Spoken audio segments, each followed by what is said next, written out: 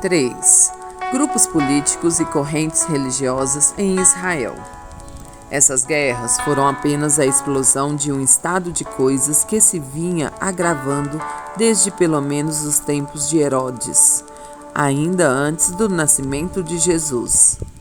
Mas, na época em que surgiram Jesus e o cristianismo, a terra de Israel estava marcada pela ação de outros grupos organizados, alguns mais atuantes, outros menos.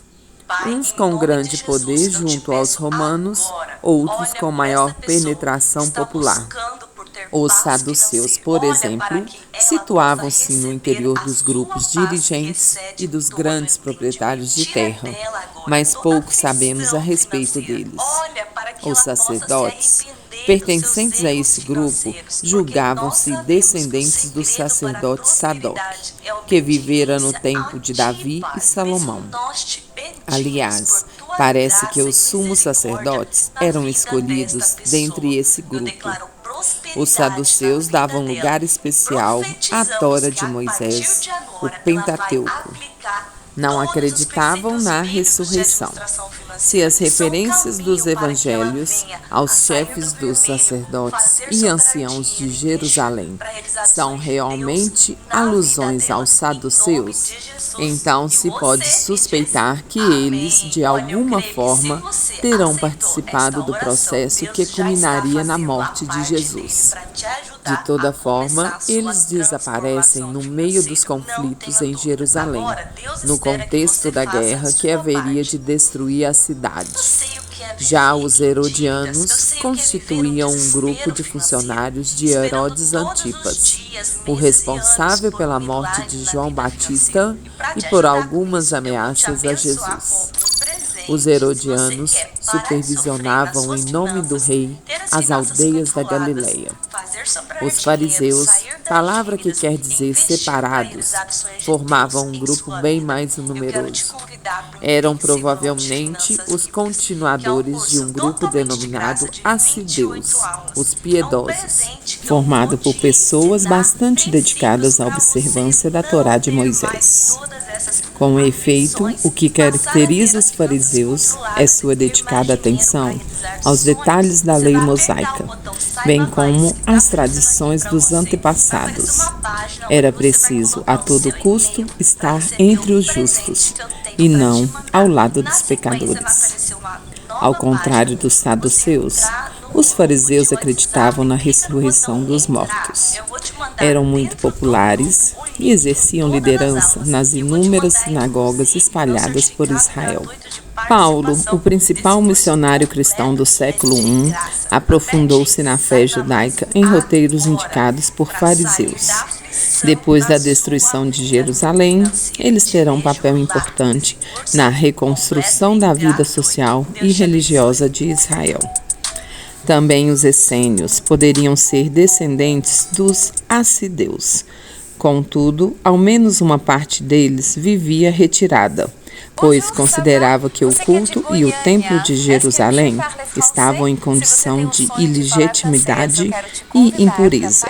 Eles podem ter sido os fundadores da comunidade de Qumran, cuja biblioteca foi encontrada em 1947, revelando preciosidades do mundo social, político e religioso do tempo de Jesus.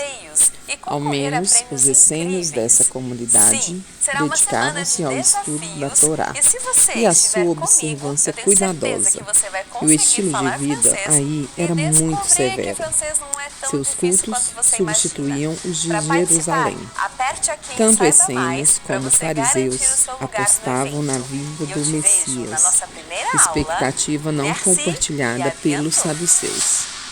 As compreensões a respeito de qual seria o perfil desse Messias variavam de acordo com o grupo e com seu entendimento das tradições da Escritura a esse respeito. Os essênios o aguardavam como o mestre da justiça. No interior desses vários grupos e também fora, havia os escribas, isto é, eruditos conhecedores da Escritura, capazes de copiá-la e ou explicá-la. Conheciam o direito e se dedicavam ao ensino. Também os encontramos em atividades administrativas. O maior poder em Jerusalém estava nas mãos do sumo sacerdote, que presidia o Sinédrio, o grande conselho dos judeus. Formado por 71 membros, era um tipo de tribunal que decidia as questões políticas, religiosas e criminais do povo judeu, de acordo com a lei judaica. Era formado de sacerdotes, anciãos e escribas. Além do Sinédrio, havia em cada cidade um conselho local e em cada povoado um conselho de anciãos, ambos funcionando nas sinagogas. Quando entravam em jogo interesses romanos, geralmente por questões políticas, o representante do império era quem decidia. É preciso mencionar ainda os samaritanos, habitantes da Samaria, região central de Israel. Sua relação com os judeus era problemática, o que manifestava claramente no templo a Javé, construído no Monte Garizim, para rivalizar com o de Jerusalém. O templo de Garizim foi destruído por um rei de Jerusalém em 128 a.C., mas a gente samaritana continuava a subir a montanha que considerava sagrada, para ir cultuar a Javé. Aceitavam como livro sagrado apenas a Torá, numa versão modificada em alguns versículos. O Messias que deveria vir, segundo os samaritanos, seria um profeta nos moldes de Moisés. Numerosos samaritanos, em 67 d.C., foram massacrados pelos romanos no alto do Garizim.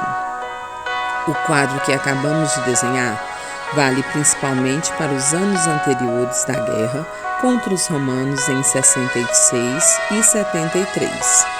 Depois dela, o quadro se modifica substancialmente. Na prática, todos os grupos desaparecem, com exceção de notável parte dos fariseus. Jesus viveu e o cristianismo nasceu antes dessa guerra.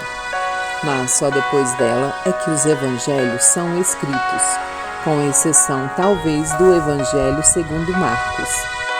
Entre lideranças judaicas dessa época e grupos seguidores de Jesus, tensões tenderão a se agravar, o que se reflete, por exemplo, nos evangelhos segundo Mateus e João.